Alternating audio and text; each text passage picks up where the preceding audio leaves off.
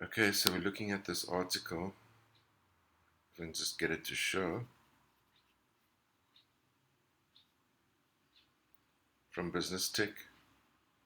South Africa is getting more tax hikes in 2021. Right, so South African government responded to the COVID-19 pandemic with the largest relief effort in the country's history. I never saw it.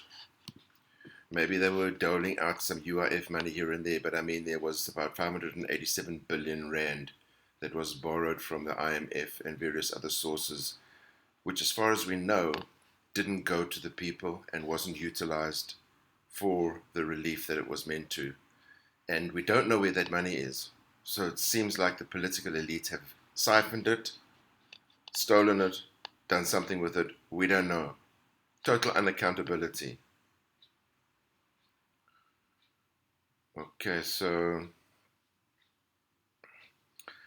South Africa does not necessarily have room to broaden its tax base, says this lady, Sanisha Pakirisamy, economist at Momentum Investments. And the tax base is the total amount of income, property, assets, consumption, transactions, or other economic activity subject to taxation by a tax authority. That's from the taxfoundation.org. So South Africa's got a limited tax base. You can only tax so much activity, so much economic activity, which is basically taxing everything. Already they're doing that. So it's not like they can expand it to many other avenues. So they want to raise more taxes, but they can't really keep the tax level and then make more people pay tax because there's no more people to pay tax. And people have lost jobs anyway, so there's a reduction in the amount of people who are providing taxes to the government. Numerous emerging markets are likely to change tactic to achieve a faster and more sustainable pace of fiscal consolidation. What is fiscal consolidation? It has become the cornerstone of the current policy debate amongst the OECD area. The OECD area, or member countries, is the Organization for Economic Cooperation and Development. And here is the list. If I can just get this program to respond.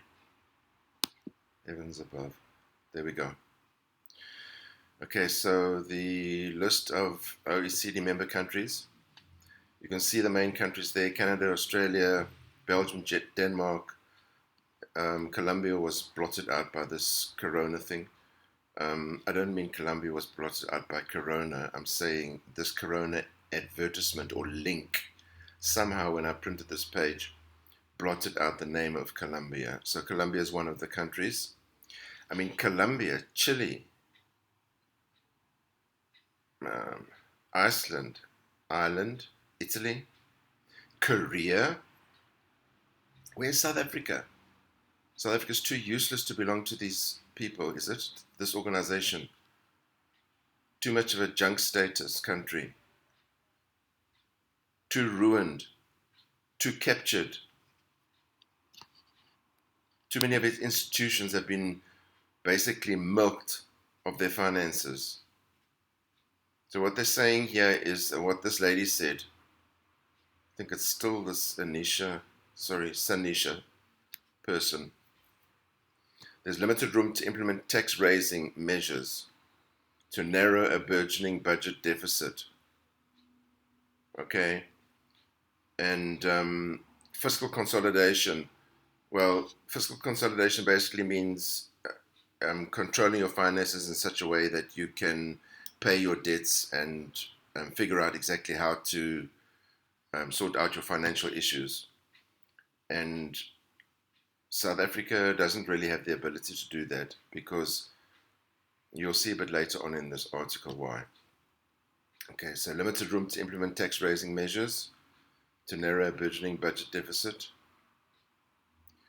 And then she also said that the ratio of tax to gross GDP, the tax burden, is amongst the highest in an emerging market context.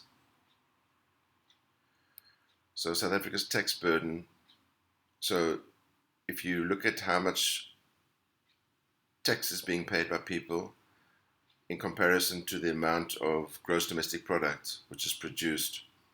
It's amongst the highest in an emerging market context. Unfortunately, we can't see this full sentence, but it doesn't really matter. Onerous tax measures applied in the past decade have left South Africa ranking as the country experiencing the largest change in its tax burden between 2009 and 2018.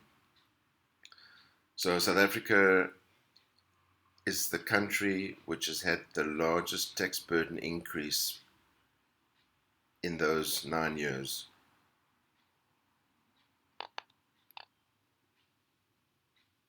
Where is the money coming from? I mean, they want 40 billion through additional taxes in the next 4 financial years. So while the pandemic has cost South Africa heavily, it's not the pandemic, it's the lockdown. The country was already facing existing debt problems surrounding the embattled Eskom. Eskom has overpaid contractors to the tune of about 1.86 billion rand. And there's a court case to get that money back. I don't think it's back yet. But there's been a lot of corruption and embezzlement and nonsense going on in Eskom, as in the other state-owned enterprises. So we're battling the political cronies and political elite want to finance Eskom, and there's a bloated public wage bill. In other words, the public servants are being overpaid, and there are too many of them, and most of them are there just to enrich themselves. I know there are a lot of ones who go to work and do a good job, but a lot of them, let's say, are there to enrich themselves. And we've seen people like sitting on their phones all day.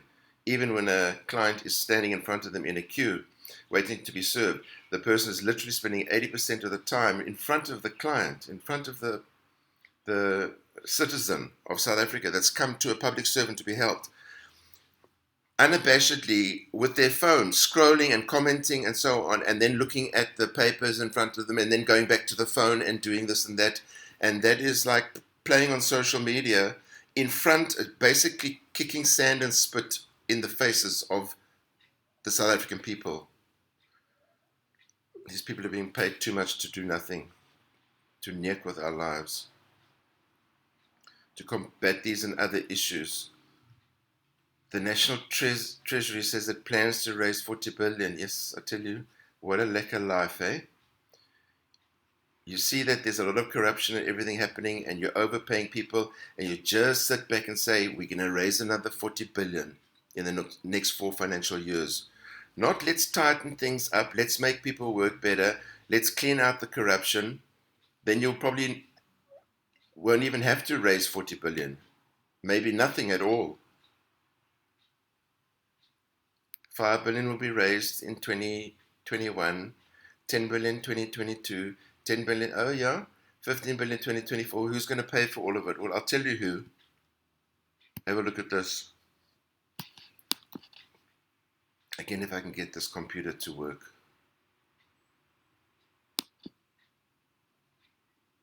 I just clicked on another tab and it's not moving. There we go. Okay, so brutal honesty, Ramaphosa. Oh yeah? He told this guy, this man, who apparently has passed away, he said that Cyril Ramaphosa said that the ANC's 25-year strategy to deal with the whites. Oh yeah, so the whites have to be dealt with, eh? You can't compete with them. You can't learn from them. You're just going to destroy them. Just deal with them, okay? Because like they're in the way. It would be like boiling a frog alive, which is done by raising the temperature very slowly, okay? By this he means the black majority would pass laws transferring wealth, land, and economic power from the whites to the black, slowly and incrementally, until the whites lost all they had gained in South Africa. What do you mean all they gained in South Africa? As if like we're foreigners here. We've been born here. Our parents were born here. Our parents' were born here. And a lot of the people who are claiming to be South Africans have come down from Central Africa, and they weren't actually even here when the whites came here. So what's this basically uncitizening whites? It's absolute nonsense. It's absolutely criminal. So they want the whites to lose everything gained in South Africa, but without taking too much from them at any given time to cause them to rebel or fight. Okay, well, just bear that in mind. That is what they intend to do, and that is what they're going to do. And when you put this kind of uh, most of this will be paid by middle class to upper class whites. And when you do that, the whites just be aware that they're being boiled like a frog. So they're going to have to make a decision as to what they're going to do.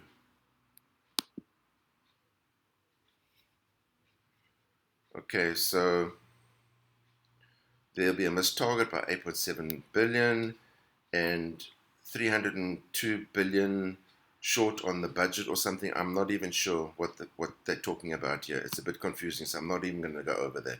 A decline in personal income due to the lockdown. Oh yeah, of course. And restrictions on tobacco sales.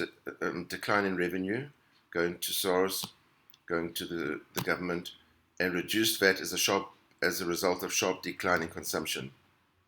We know why there's a reduction in taxes, and it's all the government's fault due to the lockdown. The lockdown isn't necessary, and it wasn't necessary. The total deaths in South Africa in 2020 are less than the total deaths in South Africa in 2019, unless you believe they're fudged figures. Okay, just go and research the figures. And if you see that, then they've hyped the figures. They've hyped a condition which has led to a lesser number of deaths in 2020.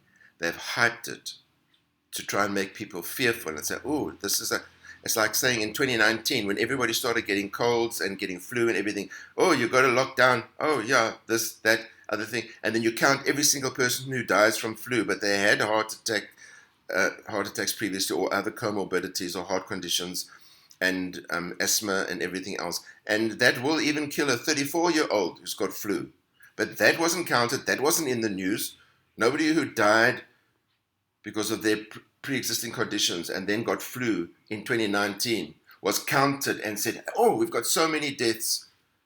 But if you count the total number of deaths in South Africa in 2020 and compare it to 2019, the number is actually less. It means there was no pandemic. There is no pandemic. What the government is doing to lock down this country because of a normal flu season is criminal. But these new tax measures will fall on the wealthy. They're thinking about increasing VAT or a once-off solidarity tax. Oh yeah, solidarity.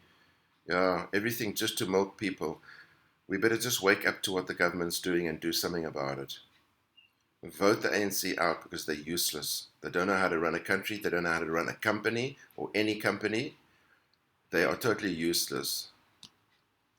Increased VAT and will impact negatively. Increasing VAT will negatively impact consumers. Okay, that's good English. Anyhow, we know what they're trying to say, especially the poor. And that's a fact, but they don't care about that. Why would they have cared? Otherwise, why did they put up the 1% increase in VAT just the other year? Why would they have done that if they cared about the poor? They would have found some other means, and by maybe starting to reduce the blow to public sector, etc. Placing the full weight of the 40 billion tax on the country's wealthy says it will likely lead to these individuals and their money leaving the South Africa. Really? Are you only realizing that now? This has been going on for decades because of your greed. Instead of encouraging the whites to invest and lower the taxes and let them create jobs and let them and more blacks will get into the system and will also own jobs and will own companies. And even now, over the last decade or two, there's been a rapid increase in the number of blacks who have registered companies and who run small businesses. So don't kill the goose that lays the golden egg. But of course, the people in power at the moment are so disingenuous. They don't actually care anyway. There's already a trend of declining wealth in South Africa. thousands of high net worth individuals are lost to the country that either emigrated or they've had their wealth destroyed, destruction of their wealth through the economy, not through the economy, through the government with their stupid laws and their stupid regulations concerning labor and everything, and how that actually reduces the number of people who are employed.